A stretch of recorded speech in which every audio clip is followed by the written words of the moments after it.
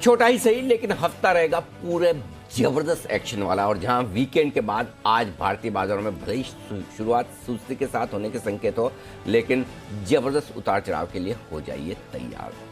स्वागत है आप सबका शेयर बाजार लाइव में। नमस्कार, मैं हूं अनिल सिंह और नमस्कार, मैं हूं दीपांशु भंडारी। और आज का मार्केट एक्शन में सर कैसे समझाएंगे, आप ही के कंधों पर ये रिस्पांसिबिलिटी। ऋतिक रोशन की पिक्चर आई थी, वो कोई मिल गया। हाँ। इधर चला मैं उधर चला। बिल्कुल वैसे पूरे वीकेंड ही ऐसा होता रहेगा, एक अच्छी तो एक खराब। मतलब आप सोचे कुछ अच्छा और तब तक कुछ खराब आ जाए। जब खराब सोचने की शुरुआत करें तो कुछ अच्छा आ जाए। तो शायद इन्हीं संकेतों के बीच में हम हफ्ते की शुरुआत करेंगे। आइए पहले देख लेते हैं किस तरह के संकेत आज आपके लिए आते हुए दिख रहे हैं इस हफ्ते की शुरुआत में।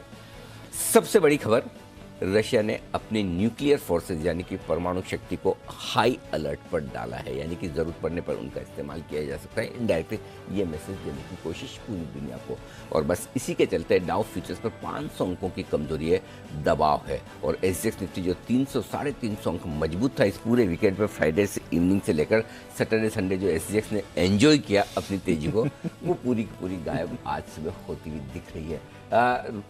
रूस की तरफ पहला खुला सपोर्ट बेलारूस की तरफ से आता हुआ दिखा है। बेलारूस अब ये कह रहा है कि हम आपके लिए पूरी की पूरी सपोर्ट करने के लिए तैयार हैं। कच्चा तेल फिर से $100 के पार निकलने की कोशिश करता दिख रहा है, ऊपर आने की कोशिश करता हुआ दिख रहा है। और साथ ही साथ एक और बड़ी चीज़ जो है वो ये कि सोना चांदी फिर से खरीदारी का रुझान दिखा रहे हैं। तो ये आपके लिए बड़े आज के ट्रिगर्स हैं जिनके दम पर आपको करनी है शुरुआत। बिल्कुल सर, इतने सारे ट्रिगर्स आ रहे हैं। अगर आप फ्राइडे की मार्केट क्लोजिंग देखते हैं, अमेरिकी बाजार डेज हाई पर 850 पॉइंट का उछाल, 2 दिनों में जो लोज था वहां से डाउ 1600 अंक ऊपर हमें आते हुए दिखा। तो सब कुछ ठीक ठाक था सर। पर ओवर द वीकेंड ये जो अभी डेवलपमेंट्स आ रहे हैं, इन सब की अगर आप बात करें तो दो तरह से समझाइए सर। जो इस समय बाजार का रिएक्शन है स्पेशली, वो काफी इंपॉर्टेंट है। क्या कुछ ऐसा हुआ जिसकी वजह से बाजार फिर से अब घूम गया और डर आ गया? बिल्कुल, तो दो चीजें हैं, कुछ अच्छी भी हुई, कुछ खराब भी हुई। तो पहले मैं खराब से शुरुआत करता हूँ। क्या क्या इस वीकेंड पर खराब हुआ है? जो एसजीएक्स निफ्टी आपको लाल निशान में दिख रहा है, अच्छे खासे 300-350 पॉइंट की तेजी होने के बाद, उसकी वजह क्या है? सबसे पहली चीज तो ये दीप की देखिए, अब दुनिया भर की तरफ से अमेरिका रशिया पर दबाव बनता हुआ दिख रहा है। आर्थिक प्रतिबंध और कड़े होते हुए नजर आ रहे हैं। धीमे धीमे काफ़ी देश ऐसे हैं जो अब रूस के साथ कारोबार को कम करने की बात कर रहे हैं। फॉर एग्जांपल, ब्रिटिश पेट्रोलियम की तरफ से स्टेटमेंट आया कि रोजनेफ्ट में जो उनकी हिस्सेदारी है वो अब कम करेंगे, वो बेच देंगे। इस तरह के जो संकेत आते दिख रहे हैं वो थोड़ी चिंता बढ़ाने वाले हैं। तो ये एक बड़ा पॉइंट है।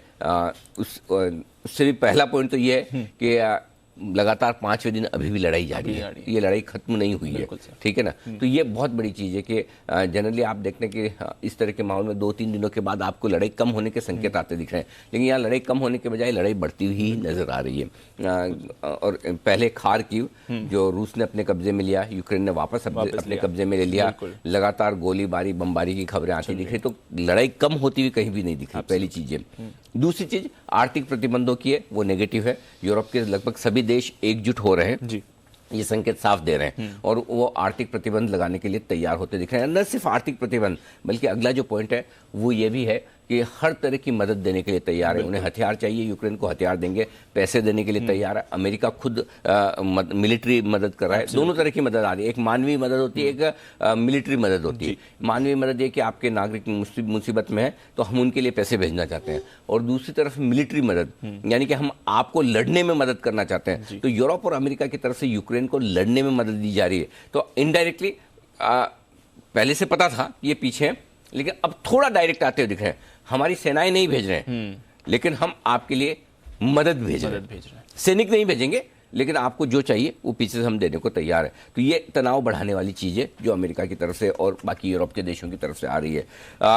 एक और नेगेटिव खबर है, वो रूस की तरफ से है, लेकिन है खबर बाजार के लिए नेगेटिव, और वो ये कि बेलारूस ने अपनी जमीन का इस्तेमाल करने की इजाज़त दी कि अगर रूस की सेना चाहती है तो बेलारूस की ज़मीन से वो आक्रमण कर सकती है, पहली। दूसरी चीज़ ये कि चूंकि जो परमाणु अस्त्र शस्त्र न्यूक्लियर वेपन्स इस्तेमाल करने की धमकी रूस दे रहा है, उसके लिए भी बेलारूस अपनी जगह देने को तैयार है। ये बड़ी चीज़ है कि एक ये कि आपके सैनिक आ जाएं, आपके टैंक आ जाएं, आपके विमान आ जाएं, करें।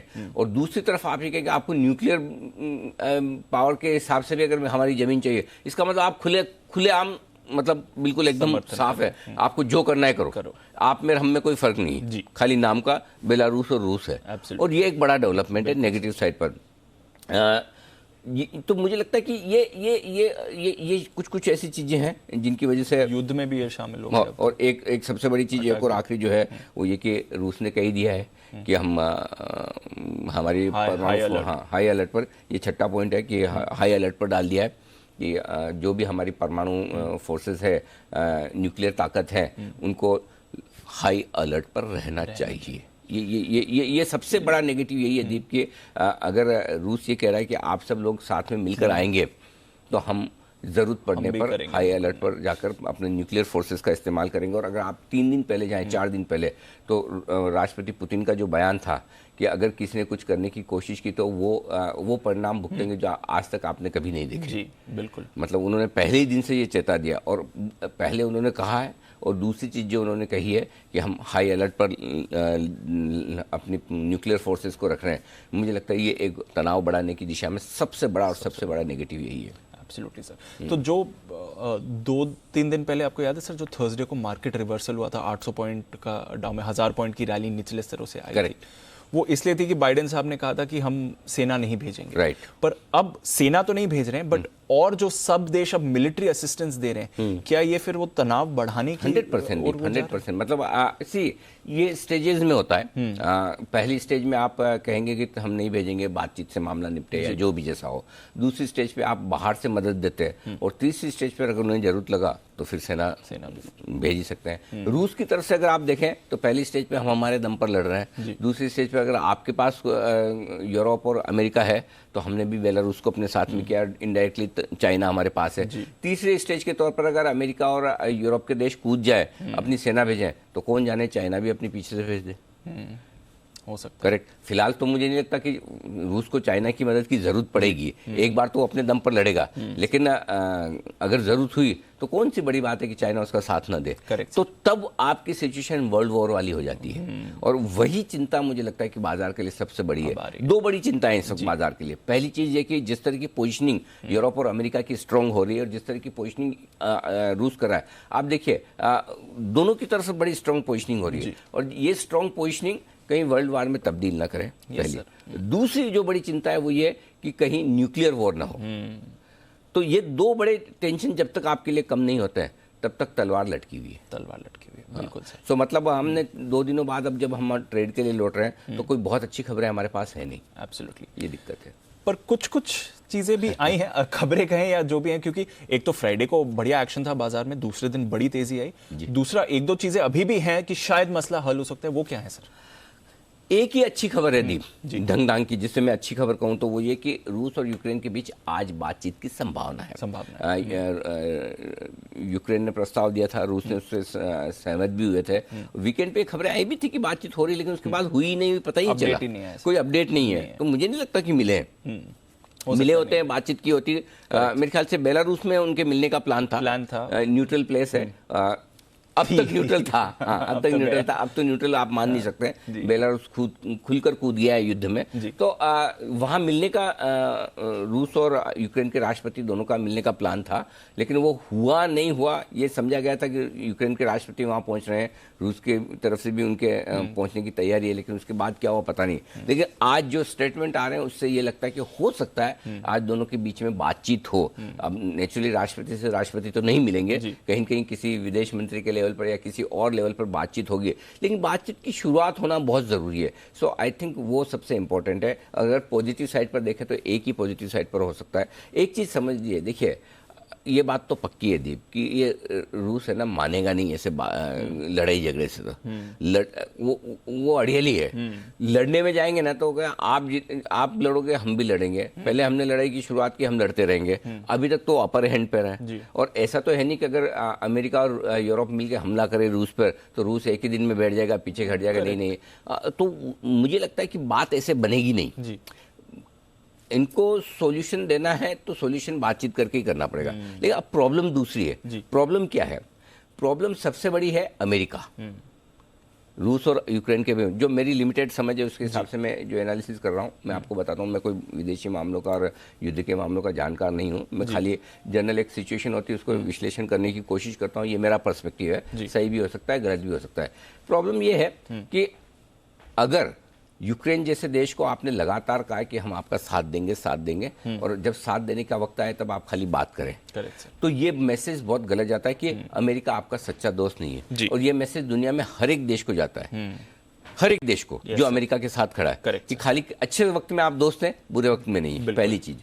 दूसरी चीज, अमेरिका के लिए अगर आप ये साथ नहीं देते और रूस यूक्रेन पर कब्जा कर लेता है या रूस जो चाहता है उसको मिल गया, तो इनडायरेक्टली अमेरिका की दादागिरी, अमेरिका की बादशाहत और मैं भाई हूं पूरी दुनिया का, वो खत्म हो जाता है काफी हद तक। तो आपकी वो लीडरशिप या आपकी जो ताकत है उस पर क्वेश्चन मार्क आ जाता है। तीसरी प्रॉब्लम ये है कि अमेरिका में आई एम श्योर इस वक्त जो बाइडेन पर बहुत प्रेशर होगा, उनकी खुफिया एजेंसी की तरफ से भी और उनकी जनता की तरफ से भी, कि आपको दिखाना पड़ेगा आप दुनिया के लीडर है। और बहुत लोग अब पिछले 3-4 दिनों में लगातार बात कर रहे हैं कि इस सिचुएशन में ट्रंप बेहतर होते या बाइडेन बेहतर होते। करेक्ट। तो अमेरिका के अपने चैलेंजेस है, अपनी मुश्किलें हैं, और उस लिहाज से अमेरिका को एक एक्शन लेना जरूरी है। अगर एक्शन नहीं लिया तो और भी ज्यादा खराब है। देखिए, एक्शन लेंगे तो खराब है ही, क्योंकि ये तनाव बढ़ाएगा, लेकिन एक्शन नहीं लेना और ज्यादा खराब हो सकता है। कैसे? और उसके लिए शायद अगले 1-2 महीने में आपको पता चलेगा, और वो पता ये चल सकता है कि दीप अगली बार क्या होगा। समझिए, रशिया यूक्रेन जो भी जैसे भी हो खत्म हो, हफ्ते 10 दिन 15 दिन में मामला खत्म हो, यूक्रेन को ले कर ले जो भी, लेकिन अगली चीज जो दुनिया में हो सकती है वो ये हो सकती है चीन ताइवान पर हमला करके कब्जा कर ले, और तब ऑफिशियली चीन दुनिया का दादा बन जाएगा।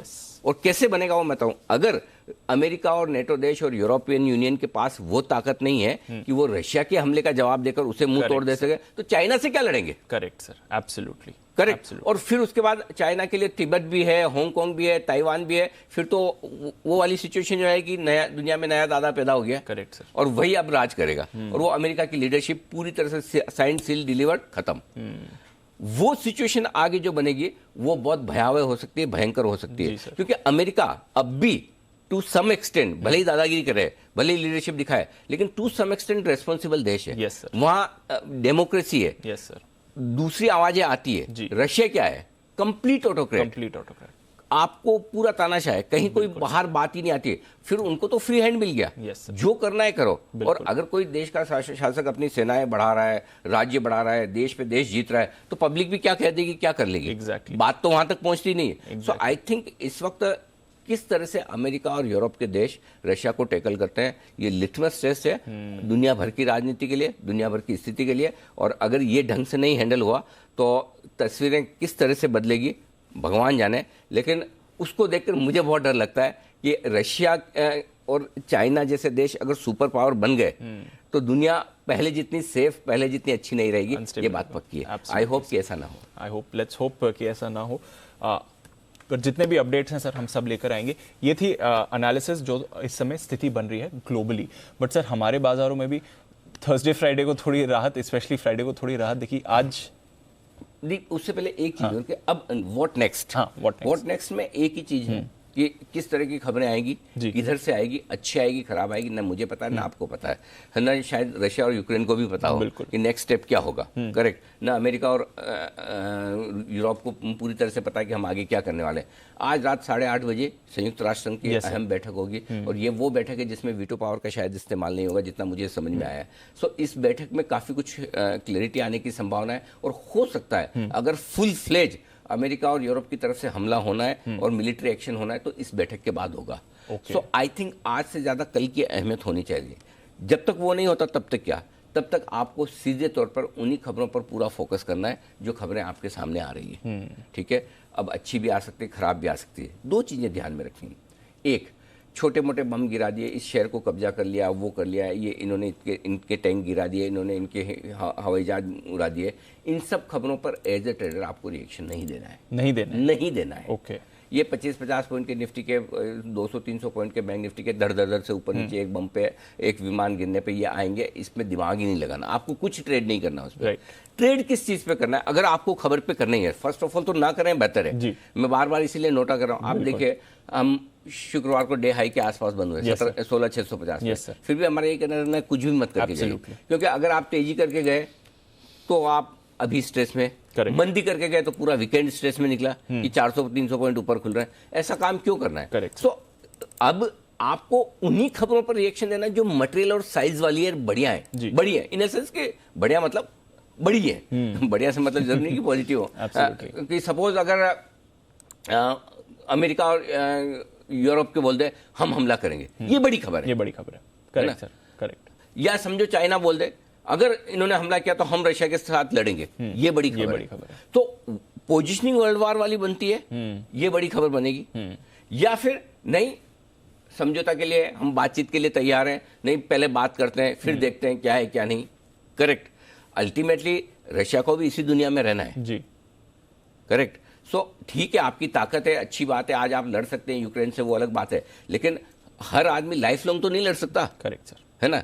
कितने आज तक इतिहास में बड़े बड़े दिग्गज हुए, एक दिन तो सब ऊपर गए हैं ना जी। करेक्ट। सो मेरा पॉइंट है कि इस तरह की सिचुएशन में बड़ी पोजीशनिंग क्या बनती है, उसके बेसिस पे मार्केट को आपको ट्रेड करना है, नहीं कि छोटी छोटी खबरों पर। प्रॉब्लम यही होती है, छोटी खबरों पे पहला केस कोरोना का इंडिया में आया तो मार्केट 500 पॉइंट गिर जाएगा सेंसेक्स जी, लेकिन 1 लाख वाला केस आया तो 500 पॉइंट नहीं गिरेगा। तो पहला बम गिरा तब मार्केट रिएक्शन देता है। अब 5 दिन से बम गिर रहे हैं, अब इस पे रिएक्शन नहीं देना, ये चीज ध्यान में रखिए। खबरें आती रहेगी लेकिन खबरें आपके कंजम्पशन के लिए। आपको जिन खबरों पर एक्शन लेना है वो बड़ी खबर पर फोकस करना है कि क्या ये खबर वाकई में गेम चेंजर है जी? क्या ये खबर वाकई में दोनों देशों के बीच में, दोनों पक्षों के बीच में पोजिशनिंग को स्ट्रॉन्ग या वीक करती है? उस पर ध्यान रखिएगा। ये आज का सबसे बड़ा हमारा लेसन है जो हमें सीखना है। समझ गया। अब आप पूछिए, आप कुछ सवाल जो पूछे थे। वही ट्रेडर्स वर्सेस इन्वेस्टर्स हमारे, क्योंकि वापस पैनिक आ रहा है, थोड़ा बाजार संभले थे फ्राइडे को, अब फिर से गिरावट के जो संकेत है। क्या करेंगे दीप, ऐसे ये सिचुएशन कुछ करने जैसी है नहीं ट्रेडर्स के लिए, तो मतलब आपने बता ही दिया। हाँ, वो रिएक्ट ना करें, मतलब ही नहीं है। मतलब और दूसरा क्या कि ये एक और चीज प्रॉब्लम क्या है दीप, ये पिछले वॉर जितने हुए हैं उस वॉर से ये वॉर अलग है। किस तरह से अलग है जी? लड़ने के तौर तरीकों की बात नहीं कर रहा, मार्केट के हिसाब से। पिछले जितने वॉर हुए कहीं भी मशीन ट्रेड, एल्गो ट्रेडिंग नहीं थी। Yes sir. अब मशीन ट्रेड और एल्गो ट्रेड है। एक लेवल पे आते बिना दिमाग लगाए मार्केट जल्दी से एक्शन देता है। Correct sir. और वो स्पाइरल एक्शन जो होता है, एक के बाद एक स्टॉप लॉस ट्रिगर हुआ, चलो एग्जिट करो, और नीचे आया शॉर्ट करो, वो शॉर्ट पे शॉर्ट, एग्जिट पे एग्जिट, वो जो चीजें बनती ना वो खतरनाक है। सो भले मैंने पिछले बार ईरान इराक को देखा हो या 9/11 देखा हो या और कुवैत वाली सिचुएशन, उनमें हमने देखा कि कैसे होता है, लेकिन मेरे वो काम की नहीं है जी। अब आज मुझे नया पढ़ना है, नया सीखना है। Correct sir. क्योंकि वो जमाने में मार्केट अलग तरीके से ट्रेड करता था जी। आज का जमाना बदल गया है बिल्कुल। अब पूरा मशीन ट्रेड है। जब मशीन ट्रेड है दीप, तो हम भले ही कहने के लिए कह सकते हैं ह्यूमन दिमाग मशीन से ज्यादा है, तभी हमने वो बनाया। करेक्ट सर, बराबर है। लेकिन हमारे पास में एक स्ट्रेंथ भी है और एक वीकनेस भी है, वो है इमोशन जी।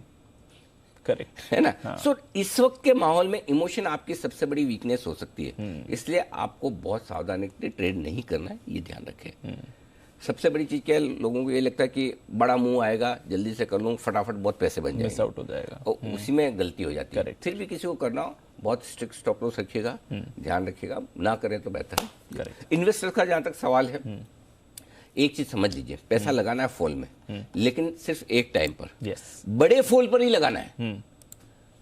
Correct sir. जैसा गुरुवार को बड़ा फॉल था तो हमने बोला बड़ा फॉल है जो 16,200 16,250 आया, इससे बड़े फॉल मिलेंगे तो लगाना है। 1-8% को फॉल मत समझिए, भगवान न करे कि बड़ा फॉल आए, लेकिन आए तो ही लगाना है। छोटे फॉल पे वेट एंड वॉच है। ठीक है सर। ये हाँ, तो हमने उस दिन भी बोला था 16,200 250 के आप लगाइए 25%। करेक्ट, वो ठीक है, वहां लगाना चाहिए।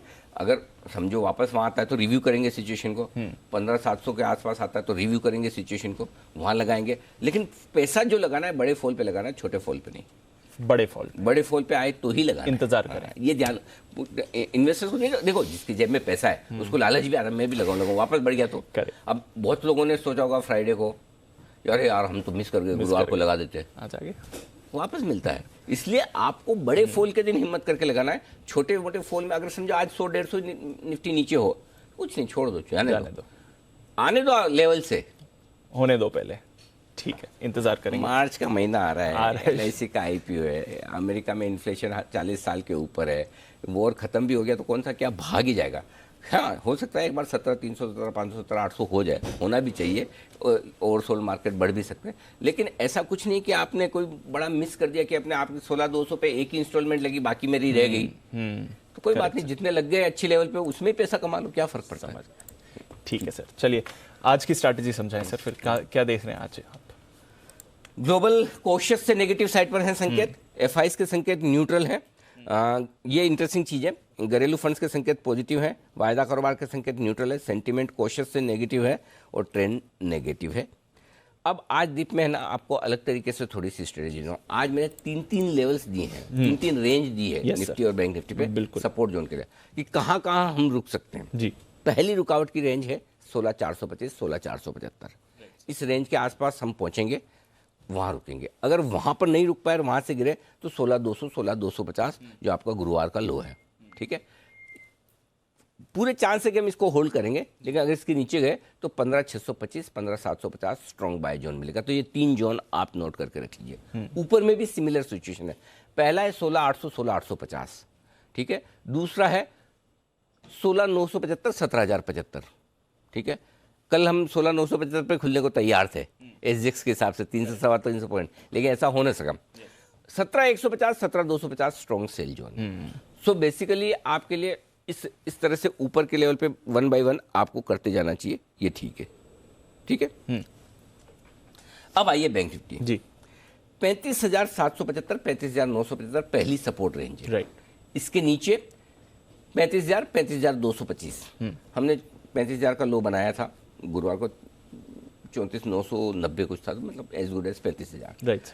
ये रेंज होल्ड हो जानी चाहिए। अगर गलती से नहीं ब्रेकडाउन होती, जैसा कि निफ्टी पे भी हम जो बात करें कि 16,200 के नीचे खराब हुआ, तो ऐसी सिचुएशन में 34,400, 34,600 अगला खरीदारी का आपके लिए मजबूत सपोर्ट जोन निकल कर आएगा, ठीक है। बैंक निफ्टी में ऊपर कितना जा सकते हैं?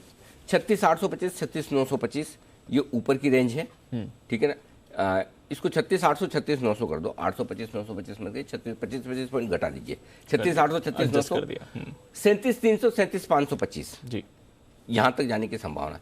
अगर गलती से और बढ़ गया, अच्छी खबर आ गई, तो 37,700 और 37,900, ये 37,700, 37,900, 950 करिए, 37,700 से 37,950 ये स्ट्रॉन्ग सेल जोन निकल के आएगा। 37,950 तक ऊपर में स्ट्रॉन्ग सेल जोन होगा, ये बैंक निफ्टी के लिए। Understood sir. तो चलिए, ये हैं आपके लिए इंपॉर्टेंट लेवल्स जहां पर रखनी है नजर। दिन के हिसाब से सपोर्ट और रेजिस्टेंसेस क्या है सर आज के?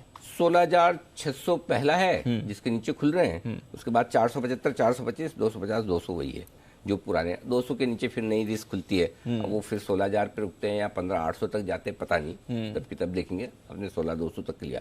ऊपर में 16,700, 750 ये शुक्रवार के हाइज हैं जी। उसके बाद 800, 850 एक बड़ा सप्लाई जोन बनेगा।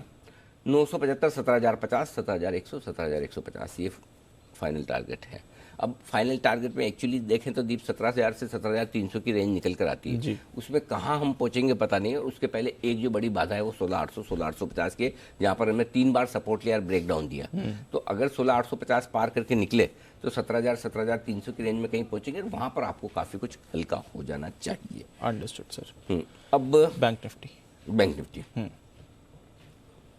बैंक निफ्टी में पहले तो आपको सपोर्ट लेवल दे दूं जी। 36,400 के आसपास आप बंद हुए, 36,200, 36,025 ये 36,000 के ऊपर के 2 सपोर्ट लेवल है। 36 माफ कीजिएगा 35,775, 35,625 और 35,550 ये 3 अगले सपोर्ट। 35,425, 35,225 और 34,975 ये फाइनल आपके लिए सारे के सारे सपोर्ट बैंक निफ्टी पर। ऊपर कितना जा सकते हैं?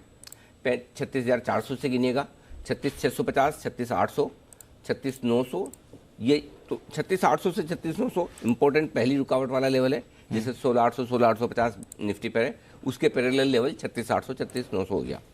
37,150, 37,300 ये आपके लिए 37,150, 37,375, 37,525, 37,600 ये सारे के सारे लेवल है बैंक निफ्टी के लिए ऊपर के लेवल है। और 37,700 700 तक के लेवल्स मैं आपको देख रहा हूँ। बेसिकली 38,000 तक की रेंज बनती है, लेकिन उतना ऊपर तो अब जाने के चांस दिखते नहीं है। ये है, ये सारे के सारे आपके लेवल्स हैं। ठीक है सर, समझ गए। चलिए, ये है आपके लिए इंपॉर्टेंट लेवल्स, सपोर्ट्स, रेजिस्टेंसेस। अब आते हैं डेटा पर सर। थोड़ा जो डेटा में बदलाव हुआ है फ्राइडे को, वो क्या क्या था?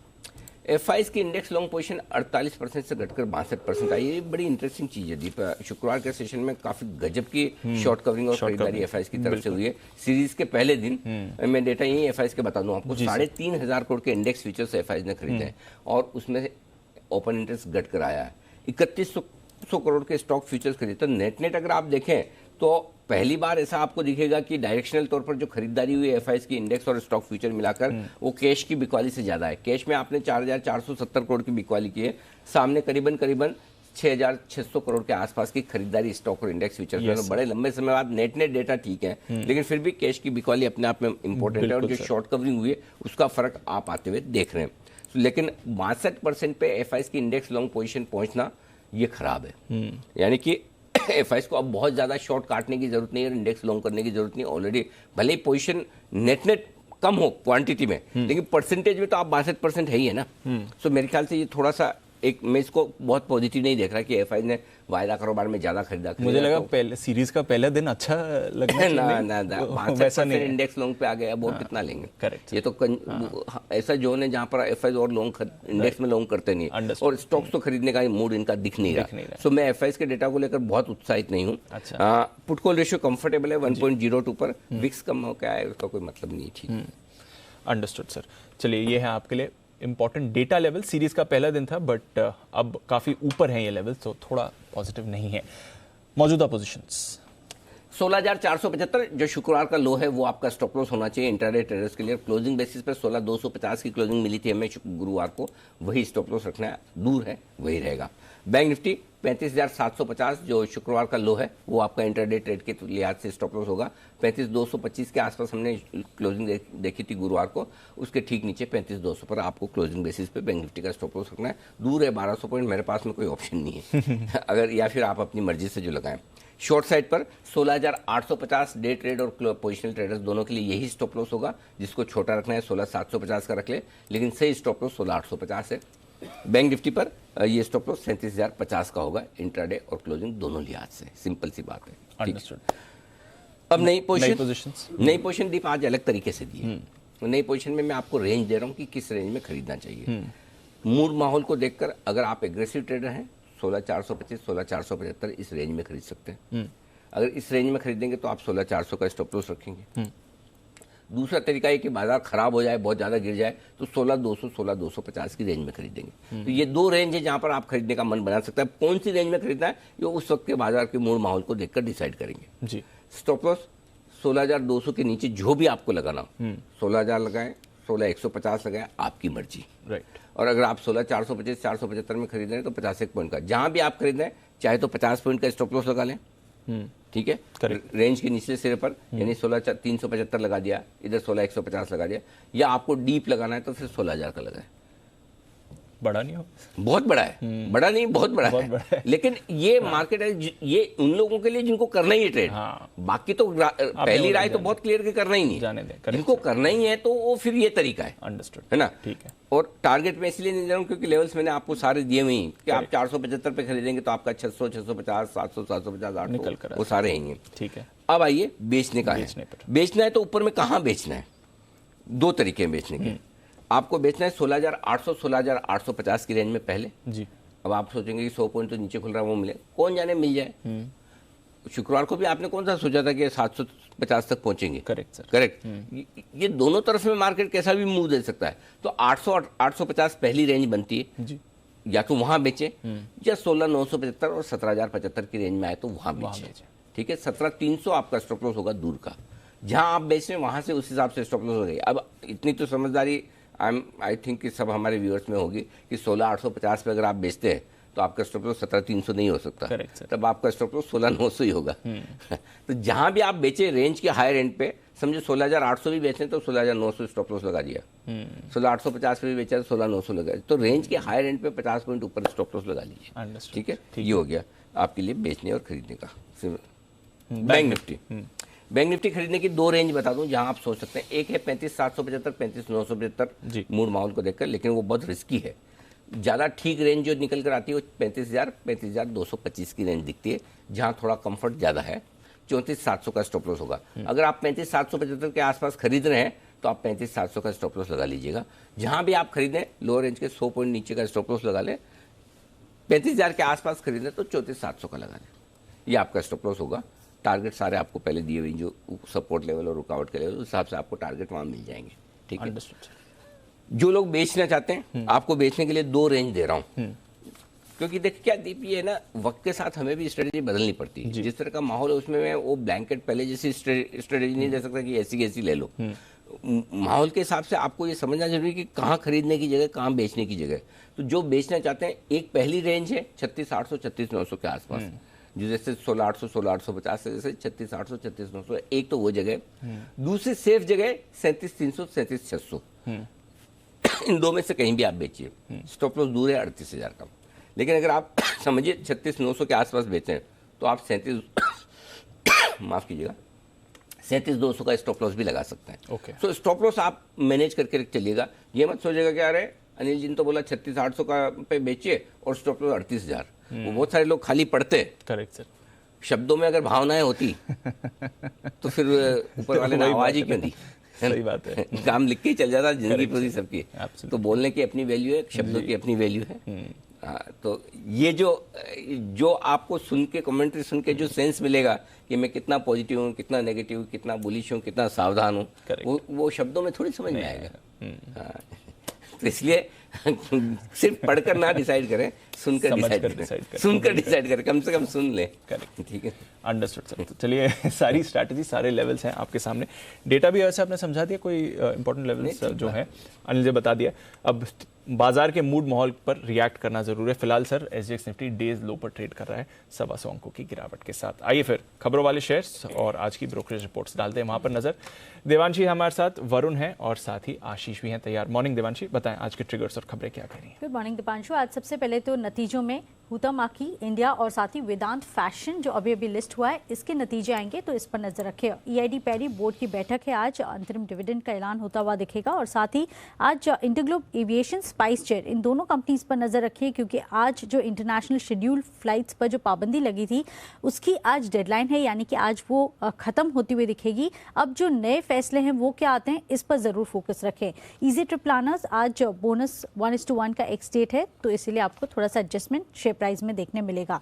रेन इंडस्ट्रीज के नतीजे आए थे वीकेंड के दरमियान, और जो आय है वो इस बार करीब 52% तक बढ़ती हुई दिखी है। कामकाजी मुनाफे में 28% तक की बढ़त है।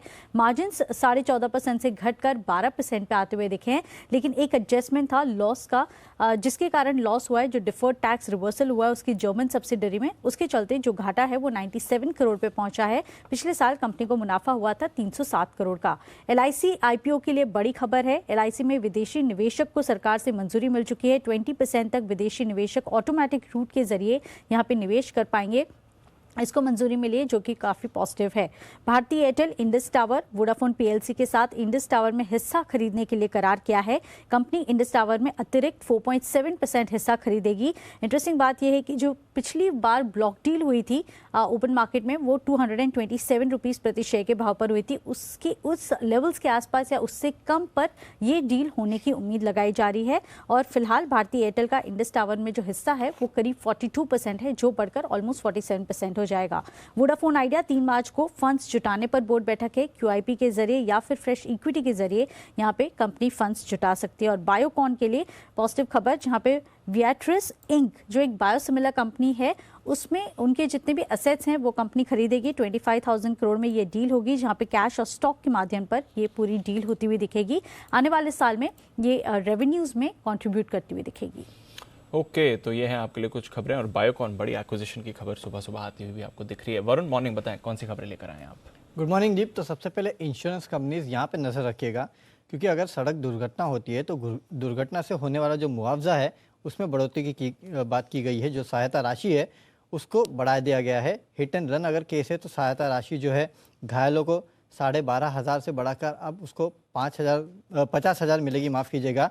और अगर मृत्यु होती है तो जो सहयोग राशि है वो 25,000 से बढ़ा के 2 लाख करने की बात की गई है। 1 अप्रैल 2022 से ये लागू हो जाएगा। सरकार अलग से मोटर व्हीकल एक्सीडेंट फंड जो है वो बनाने वाली है। एक्सीडेंट विक्टिम्स को यहाँ पे कैशलेस इलाज मिलेगा और 30 दिन में जो क्लेम मिलने की बातें की जा रही है, तो इसके चलते इंश्योरेंस कंपनी जो है वहाँ पे नजर रखिएगा। इंडसइंड बैंक कंपनी ने IDFC AMC में शेयर खरीदने के टॉप कंटेंडर की जो न्यूज़ थी उसका खंडन किया है। कहा है कि इस तरह का कोई प्रस्ताव नहीं है।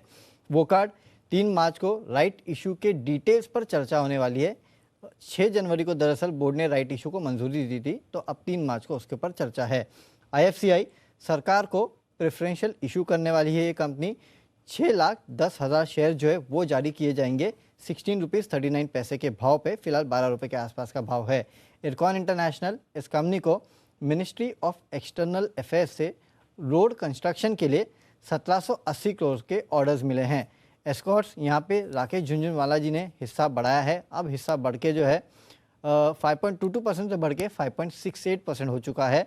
मेट्रोपोलिस में फंड की तरफ से बिकवाली हुई है। 24 फरवरी को स्मॉल कैप वर्ल्ड फंड ने करीब 2.05% हिस्सा यानी कि 10,48,000 शेयर्स बेचे हैं। हिस्सेदारी 5.65% से घटकर अब 3.06% हो चुकी है। और सबसे आखिरी में महिंद्रा लाइफ डेवलपर्स, यहाँ पे कोटक महिंद्रा म्यूचुअल फंड ने ओपन मार्केट से 23 फरवरी को 0.15% हिस्सा जो है वो खरीदा है। ओके, तो ये है आपके लिए सारी की सारी खबरें और कुछ प्रमोटर और फंड एक्शन भी जो होते हुए दिखाए। आइए आशीष से जान लेते हैं आज ब्रोकरेजेस क्या कह रही हैं FIR में।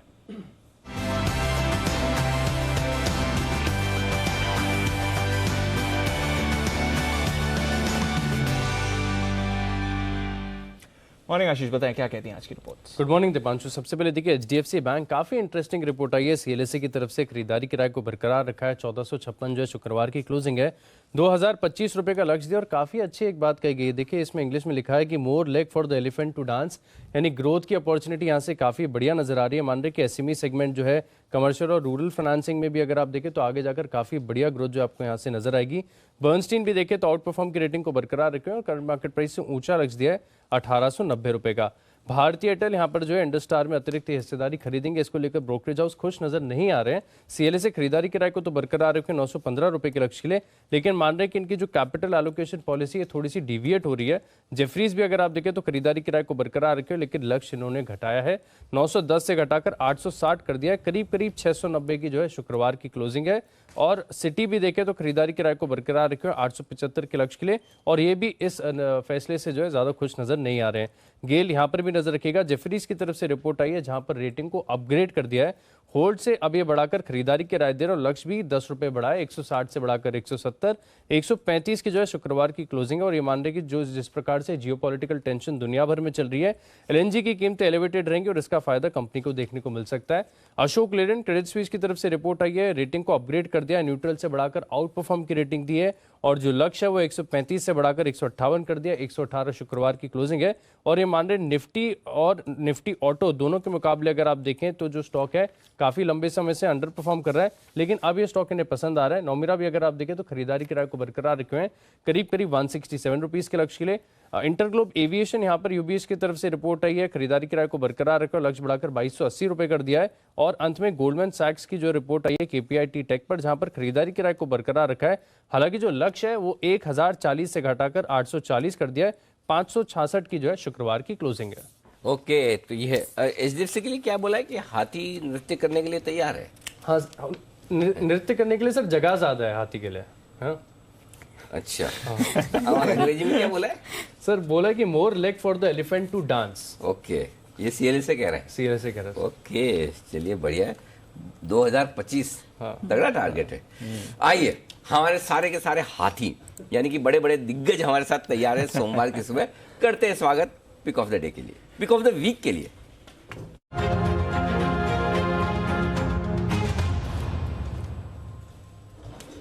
सुप्रभात फॉर ए चेंज।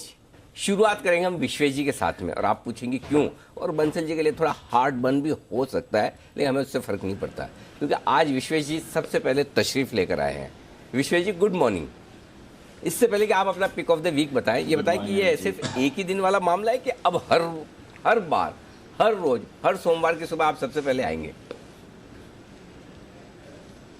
देखिए अनिल जी, मैं तो ऐसा मानता हूँ कि मैं हमेशा सबसे पहले आता हूँ। बजट के दिन अगर आप देखेंगे तो पिछले 3 बजट का रिकॉर्ड है कि अनिल जी मैं सबसे फर्स्ट होता हूँ। हाँ, वो बात तो मेरे हिसाब से अनिल जी मैं तो हाँ, वो पहले ही आता साल हूँ, में एक ही लेकिन- दिन होता है ना, इसलिए मैंने पूछा। हाँ, बाकी 364 दिन का क्या? बिल्कुल अनिल जी, तो 364 दिन के लिए आप इसीलिए हो कि रोज और कुछ ना उस दिन कुछ भी कर दिया उस दिन भी दिखाते हमारे हैं। दर्शकों की जानकारी के लिए बता दूं क्यों हर बजट पर विश्वेश जी पहले आते हैं। उस पर हमने एक डिटेल रिसर्च की है और ये कि बड़ा पैनल होता है, बीएसई बजट स्टॉक एक्सचेंज बनता है, बहुत सारे गेस्ट होते हैं, बाद में आने में सीट मिले ना मिले या अच्छी वाली मिले ना, बीच वाली मिले ना मिले, जहां से फोकस ज्यादा होता है, इन सब चीजों को ध्यान में रखते हुए विश्वेश जी तशरीफ जल्दी से लाते हैं। ऐसी रिसर्च में पता चला है। चलिए, मजाक की बात है। गुड मॉर्निंग विश्वेश जी, बताइए पिक ऑफ द वीक। देखिए Anil ji, pick of the week मैं शायद अभी नहीं शेयर करूंगा, मुझे लगता है मार्केट खुलने के बाद शेयर करूंगा। उसका रीज़न मैं बताता हूँ। देखिए अनिल जी, जो अगर आपको पता हो कि हमने लास्ट वीक जब बात की थी, वरुण ने वो जो 34,000 सपोर्ट कहा था और मैंने काफ़ी पोलाइटली ये कहा था कि वो ब्रेक हो सकता है, लेकिन मेरे जो कंसर्न्स थे वो वही थे जो शायद अभी जियोपॉलिटिकल टेंशन का रूप ले रहे हैं। अनिल जी, मुझे पर्सनली ऐसा लगता है कि डाउ में ब्रॉडनिंग फॉर्मेशन का ब्रेक डाउन हुआ है और somehow geopolitical tensions are reflected in the price. So for that matter मुझे ऐसा लगता है कि ये चीज़ें सिंप्लीफाई हो उससे पहले कॉम्प्लिकेट होगी। तो शायद 3 साल के पॉइंट ऑफ व्यू से मार्केट बहुत ज़्यादा नीचे ना जाए और लॉन्ग टर्म में ऊपर जाए, लेकिन मुझे अभी भी ऐसा लगता है एक नीजक रिएक्शन पेंडिंग है मार्केट में। हमारे यहाँ we are resilient to a global news because of the fact that हम उतना ज़्यादा रिएक्ट नहीं कर रहे, लेकिन नीचे से बाइंग आ रही है। लेकिन मुझे लगता है ग्लोबल मार्केट अनसर्टन है। आज भी अनिल जी रशियन जो करेंसी है 40% डाउन है। मुझे लगता है हमारे यहाँ निफ्टी काफ़ी हैवीली डाउन होना चाहिए सेकेंड हाफ में, और एसजीएक्स निफ्टी जो दिखा रहा है हम उससे ज़्यादा गिरेंगे। तो मुझे लगता है लॉन्ग नहीं करना चाहिए, ये मेरा पर्सनल ओपिनियन है। At the same time short करने के लिए मार्केट खुलने के बाद देखना चाहिए। मोर और लेस मेरा बायस ग्लोबल मार्केट पे भी डाउन है और हमारे यहाँ भी मुझे लगता है 15,500 तक के लेवल निफ्टी में ओपन है। तो मैं शॉर्ट करना चाहूँगा, लेकिन मार्केट खुलने के बाद। तो Anil ji, pick of the week हम ओपन के बाद शेयर करेंगे। बात है, फेयर इनफ। वैसे भी हम तो खुलकर नोटा का इस्तेमाल करने की इजाजत दे ही चुके हैं पिछले 5-7 दिनों से। बंसल जी, सुप्रभात। बाय सेल नोटा। सुप्रभात अनिल जी, सुप्रभात दीपांशु। अनिल जी देखिए, मेरा कोई हार्ट बर्न वगैरह नहीं हुआ। आपने विश्वेश जी से पहला कॉल लिया, चमक रहे हैं विश्वेश जी। और अनिल जी, मेरा ऐसा मानना है कि विश्वेश जी से कॉल आपने इसलिए नहीं लिया है पहला, क्योंकि सबसे पहले वो आए हैं, क्योंकि जब विश्वेश जी पे अनिल जी कैमरा पकड़ा पड़ा तो वो कुछ खा रहे थे। और आप अनिल जी, कोई भी व्यक्ति अगर तैयार हो रहा हो, बाल संवार रहा हो, टाइट कर रहा हो, कुछ खा रहा हो, सबसे पहले आप उस पे जाते हैं। ये मेरी अनिल जी अपनी इंटरनल रिसर्च है, गलत है सही है पता नहीं, बट विश्वेश जी कुछ खा रहे थे। आप विश्वेश जी से पूछ लीजिए। ये रिसर्च भी आपकी बिल्कुल सही है। विश्वेश जी हमारे खाते पीते घर के हैं ना, देखो कुछ न कुछ चलता रहता है। आइए, तो सुबह 9 बजे छोड़ो, रात को 12-1-2 बजे भी आप देखेंगे तो उन्हें कुछ न कुछ जंक फूड खाते हुए मिलेंगे आपको। चलिए, बढ़िया है। तो बताइए बंसल जी, आज क्या इरादा है? देखिए अनिल जी, मैंने तो स्टॉक निकाला हुआ था पीवीआर, क्योंकि देखिए अनिल जी, फ्राइडे को सीन अलग था। इनफैक्ट कल तक सीन अलग था। कल तक आप देखें तो ऐसा लग रहा था क्रूड शायद 87 के नीचे निकल सकता है, नाइमेक्स क्रूड और बुल ट्रैप हो जाए, बट आज क्रूड भी ऊपर है और न्यूज फ्लो दूसरा है। स्टॉक मैंने निकाला हुआ है, काम भरपूर करा है, बट मैं भी अनिल जी वेट करूंगा, नोटा का प्रयोग करूंगा एज ऑफ नाउ, और मार्केट खुलने के बाद कॉल लूंगा पिक ऑफ द वीक के लिए। ओके, ठीक है, बहुत बढ़िया। कुणाल जी, आपका क्या इरादा है? कोई पिक विक देना है या आपको भी बाजार खुलने के बाद? सबसे पहले तो अनिल जी सुप्रभात आपको, दीपांशु को। अनिल जी मैं पिक दूंगा, लेकिन बिकवाली की पिक है अनिल जी। ओके। बेचने की राय है आरईसी में। आरईसी के चार्ट पर एक हेड एंड शोल्डर पैटर्न बना है, बहुत ही बेरिश चार्ट है और मुझे लगता है कि इसमें आपको बड़ी गिरावट देखने को मिलेगी। बाजार का भी जो स्थिति है वो बहुत पॉजिटिव नहीं है, तो यहां पर गिरावट देखने को मिलेगी। मौजूदा स्तरों पर बेच करके चले। शुक्रवार की बंदी 120 रुपए के आसपास है, वहां बिकता है तो बेचे। पहला टारगेट होगा 112 रुपए का। 112 रुपए के टारगेट के लिए बेचना है और मुझे लगता है 105 रुपए तक भी नीचे फिसलेगा। 126 रुपए पर स्टॉप लॉस रखकर बिकवाली की राय। 112, 105, 126 का स्टॉप लॉस बेचना है आपको आरईसी। ओके, आइए बढ़ते हैं आगे। और शरद अवस्थी साहब भी हमारे साथ तैयार हैं। Sharad ji, good morning. बताएं सर, आपका pick of the week. Good morning sir. Morning. मेरा पिक ऑफ द वीक होगा एचडीएफसी लिमिटेड। कंपनी अभी जो वैल्यूएशन पे ट्रेड कर रही है वो लगभग 2.2-2.3 times forward price to book पे है। हमारा मानना है इस कंपनी को नॉर्मली 3 से 3.5 का प्राइस टू बुक मिलना चाहिए, और दो इनकी जो सब्सिडियरीज हैं या जो जिनकी वैल्यूएशन में काफ़ी बड़ा रोल आने वाले समय में हो सकता है वो AMC और इंश्योरेंस कंपनीज़ हैं, जहां हमें लगता है वैल्यूएशंस काफ़ी सबड्यूड है और आने वाले समय में बहुत बड़ी री-रेटिंग होने की संभावना है वहां पे। तो वो सब SOTP करने के बाद हमें लगता है 3,000 रुपये के आसपास के लक्ष्य स्टॉक में 1 साल में पॉसिबल है। तो यह आपके लिए HDFC लिमिटेड जहां पर आप खरीदारी करके जाएं, एक्शन इस पर आ सकता है। आइए फिर स्टॉक्स जो फोकस में रहने वाले हैं इस पर ही करते हैं चर्चा। और कुणाल जी, रेन इंडस्ट्रीज पिछले हफ्ते पूरे हफ्ते मूव हुई है, इसमें या तो बड़ी अपसाइड आती है, बड़ी गिरावट आती है, बट आज नतीजों के बाद रिएक्ट करेगा और घाटा आते हुए दिखा है सर। मुनाफे से घाटे में आई है कंपनी, हालांकि आय में अच्छी बढ़त थी, एक जर्मन सब्सिडीज के एडजस्टमेंट की वजह से हम देख रहे हैं कि बड़ा घाटा आया है। अब चार्ट्स कैसे देखते हैं, क्योंकि एक तो मूड माहौल बिगड़ा है, दूसरा नतीजों का भी इम्पैक्ट रहेगा इस पर। देखिए कल यानी कि शुक्रवार को दीपांशु एक बहुत ही सरप्राइज इसमें रिकवरी आते हुए देखिए, एक बड़ा गैप अप हुआ, उसके बाद बड़ी तेजी से स्टॉक ऊपर जाकर बंद हुआ। तो देखिए जो 191 का लेवल है ये मेरी राय में मेक और ब्रेक लेवल होगा। अगर आज 191 के नीचे ये स्टॉक खुलता है और ट्रेड करने लगता है तो यहां पर बिकवाली करनी चाहिए। मुझे लगता है फिर इसमें भी आपको एक करेक्शन देखने को मिलेगा और 175 176 के लेवल्स देखने को मिल सकते हैं। तो 191 मेक और ब्रेक लेवल है, उसके नीचे ब्रेकडाउन आने पर एग्जिट करने की राय। और तो 191 पर रखिए नजर, देखते हैं आज कैसी मूव आती है। जब भी अब मूव आ रही है, पिछले हफ्ते का एक्सपीरियंस यही रहा है, बड़ी मूव इस काउंटर पर आपको आती हुई दिख सकती है। बड़ी मूव आ सकती है वोडाफोन आइडिया के लिए। 2-3 खबरें आई हैं जो वोडाफोन PLC का हिस्सा है इंडस टावर में। एक तो बल्क डील के जरिए उन्होंने थोड़ा हिस्सा बेचा 2.8%, अब बाकी 4.7% वो भारतीय एयरटेल को बेचने वाले हैं। और इस पर जो फ्रेश मनी आएगा वो वोडाफोन आइडिया में जाएगा, जो कि वो इंडस टावर के ड्यूज क्लियर करेंगे। इसलिए 3 मार्च को वोडाफोन आइडिया भी फंड्स जुटाने के लिए बोर्ड बैठक कर रहा है। इसी डील से संबंधित ये फंड रेजिंग हो सकती है। बंसल जी, चार्ट्स बताएं वोडाफोन आइडिया के सर। देखिए दीपांशु, वोडाफोन आइडिया का चार्ट काफी नेगेटिव है, काफी नेगेटिव चार्ट है। इनफैक्ट चार्ट तो ये बताता है कि ये स्टॉक नीचे में मतलब कि 9.5 रुपए के नीचे भी जाने का दमखम रखता है। तो इन पॉजिटिव खबरों के चलते अगर कोई उछाल आता है और उछाल में 11.5-12 रुपए के प्राइस मिलते हैं तो these are golden levels to exit. Rally पर एग्जिट की राय होगी। चार्ट एक्सट्रीमली नेगेटिव है और ये स्टॉक 9.5 रुपए के नीचे जाने का दमखम रखता है।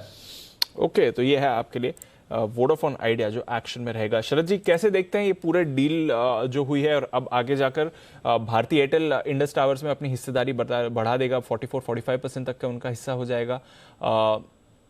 वोडाफोन ये फंड्स कर्जा जुटाने और इंडस टावर के जो ड्यूज हैं वो खत्म करने के लिए इस्तेमाल करेगा। End of course Indus tower, ये जो डील होने वाली है भारतीय एयरटेल के साथ, ये जो ब्लॉक डील हुई थी उसके कम प्राइस पर होगी। तो तीनों फैक्टर्स को देखें तो फिर क्या राय बनती है सर? देखिए भारती पे तो हम पॉजिटिव हैं, क्योंकि ये जो प्राइस में, जैसा कि आपने भी बोला कि उनको जिस प्राइस पे ये स्टॉक मिल रहा है वो उनके लिए विन विन सिचुएशन है। वोडाफोन आइडिया को अभी भी थोड़ा और बैटल करना होगा, क्योंकि इस डील के बाद भी उनकी जो लिवरेज पोजीशन है और जो मार्केट पोजीशनिंग है एक्चुअल बिजनेस की, उसके जो चैलेंजेस है वो एज इट इज़ रहेंगे। क्योंकि ये पिछले 2-3 सालों में जिस तरीके का उन्होंने कंज्यूमर या नंबर्स में लॉस देखा है वो काफ़ी सब्सटैंशियल है। तो वो परसेप्शन वापस बिल्ड करने में और अपनी पोजीशन वापस बिल्ड करने में उनको थोड़ा सा समय लगेगा। बैलेंस शीट में सुधार आने में भी थोड़ा समय लगेगा। तो वोडाफोन उनके लिए ठीक है जो एक रिस्की बेट की तरह इन्वेस्ट करना चाहते हैं और एक रिस्क लेना चाहते हैं, मेक और ब्रेक काइंड ऑफ सिचुएशन की। सेफ बेट में भारती है और इंडस टावर हमारे हिसाब से उससे भी सेफ है, क्योंकि इंडस टावर की जो सबसे बड़ी प्रॉब्लम थी वो वोडाफोन के रिसीवेबल्स थी। इस डील के साथ वो भी रिजॉल्व हो जाती है और भारती की स्टेक भी बढ़ जाती है, तो और कोई मेजर सेलर हमें दिखाई नहीं देता। और प्लस 5G वगैरह का भी बेनिफिट इस कंपनी को आने वाले समय में काफ़ी बड़ा मिलना चाहिए। ओके, तो ये है आपके लिए भारती, इंडस टावर और वोडाफोन आइडिया, तीनों के लिहाज से ये खबर। आइए सुमित जी हैं हमारे साथ तैयार। सुमित जी, सुप्रभात। बताएं सर, कुछ करने का इरादा रखते हैं या फिर आप कल की छुट्टी और कल आने वाली दोनों छुट्टी के बीच में आज पूरी तरह से टाइम पास करने के मूड में हैं? Good morning Anil ji, good morning. Anil जी, आपने एकदम सही भाफ लिया। मेरे को लग रहा है कि मार्केट जिस तरह से गैप डाउन दे रहा है और जिस तरह से वॉलेटिलिटी देखने को मिल रही है, मार्केट खुलने के बाद लाइव मार्केट में ही ट्रेड लेना चाहिए और प्योर इंट्राडे या एक दिन के लिए ही ट्रेड लेना चाहिए। तो मार्केट खुलने का वेट करेंगे और उसके बाद ट्रेड लेंगे। अभी छुट्टी के माहौल में है तो थोड़ा सा रेस्ट मोड और थोड़ा सा वेट करेंगे। चलिए, वेट एंड वॉच वाली सिचुएशन है। आइए वागले साहब से भी पूछ लें उनका क्या इरादा है। Sir good morning. Anil ji good morning. Deepanshu good morning. Anil ji, मुझे लगता है ये चॉपीनेस को संभालना थोड़ा मुश्किल होगा, लेकिन जितना अभी डाउन खुल रहा है, कुछ अच्छी न्यूज आई, हल्की सी अच्छी न्यूज आई, तो ये बाउंस बैक भी वही स्पीड से होगा। तो मैं बाय करना चाहूंगा SRF। ये पूरे वीक के लिए स्टॉक है। 2370 का मेरा स्टॉप लॉस होगा और 2570 तक के टारगेट्स में देख रहा हूँ। 4 से 5% की अपसाइड ये वीक में आ सकती है। तो 2370 2570 ये है आपके लिए SRF, जिस पर करके चलनी है आपको खरीदारी वागले साहब की तरफ से। चलिए नजर रखेंगे। SRF थोड़ा एक्शन हमें दिखा भी था इस काउंटर में फ्राइडे को। आज देखते हैं कैरी ऑन बाइंग आएगी नहीं। बायोकॉन, क्या इसमें एक्शन आ सकता है? विश्वेश जी, वैसे तो एक अंडर परफॉर्मर है, बट एक बड़ी एक्विजिशन इन्होंने करी है। 25,000 करोड़ की कैश और स्टॉक एक्विजिशन होने वाली है। वियाट्रिस के बायोसिमिलर्स कारोबार का ये अधिग्रहण करने जा रहे हैं। कैसा लगता है सर बायोकॉन? देखिए दीपांशु, मुझे पर्सनली ऐसा लगता है कि स्टॉक ऑन अ चार्ट तो बहुत ज़्यादा साइडवेज है। इवन दो आप ऐसा कह सकते हो कि रेंज जो है उसके लोअर एंड से घुमा है, तो there is a definitely some possibility 410 415 की। लेकिन मुझे समहाउ कंफर्ट नहीं है वैल्यूएशन फ्रंट पे, और इतनी बड़ी जब रेंज होती है तो प्रोबेबली वैल्यूएशन कैचअप चल रहा है। तो समहाउ मुझे ऐसा लगता है स्टॉक ट्रेडिंग स्टॉक हो गया है। Lower end of the range is around 340 350, upper and is around 425 430। मुझे लगता है 395 है somewhere in the middle of the range, तो अपर एंड की और जा सकता है। तो मोर और लेस ट्रेडिंग स्टॉक है। मुझे नहीं लगता है बहुत ज़्यादा बड़ा व्यू लेना चाहिए यहाँ पे। ओके, ये है आपके लिए बायोकॉन पर है। शरद जी, बायोसिमिलर्स वैसे भी बड़ा फोकस रहा है कंपनी के लिए और उस स्पेस में बड़ा एक्विजिशन के रहा है। फंडामेंटली कोई राय सर इसमें? देखिए, वैल्यूएशन वाइज बहुत सस्ता तो नहीं है। 25-26 टाइम मेरे हिसाब से 1 ईयर 2 ईयर फॉरवर्ड पे चल रहा है। लेकिन इस एक्विजिशन के अनाउंसमेंट के बाद इसकी रिकैलिब्रेशन करके देखना पड़ेगा क्या नंबर्स आएगा। और इसमें सबसे इंटरेस्टिंग चीज़ मेरे हिसाब से बाजार जिसको लाइक करेगा वो ये है कि ये एक एक्विजिशन बायोसिमिलर्स में है। मेरे हिसाब से और बाकी मतलब जो इंडस्ट्री को जानते हैं उनके हिसाब से भी बायोसिमिलर्स एक सबसे अट्रैक्टिव स्पेस होने वाली है अगले 5 से 10 साल के लिए फार्मा स्पेस में। तो मुझे लगता है बाजार इस एक्विजिशन को काफ़ी पॉजिटिवली लेगा। मैंने डिटेल्स नहीं देखे हैं कि किन वैल्यूएशंस पे या क्या किया है और फ्यूचर प्लान्स कंपनी जैसा बताती है उसके हिसाब से, बट इनिशियल रिएक्शन मुझे लगता है कि काफ़ी पॉजिटिव रहना चाहिए। ओके, तो ये है आपके लिए बायोकॉन पर राय इस वक्त शरद जी की तरफ से। करें बढ़े आगे? हाँ बढ़ाए, कुछ खोलना तो पड़ेगा ही मार्केट। चलो तैयारी 9 बजने की, फर्स्ट एड की शुरुआत करो।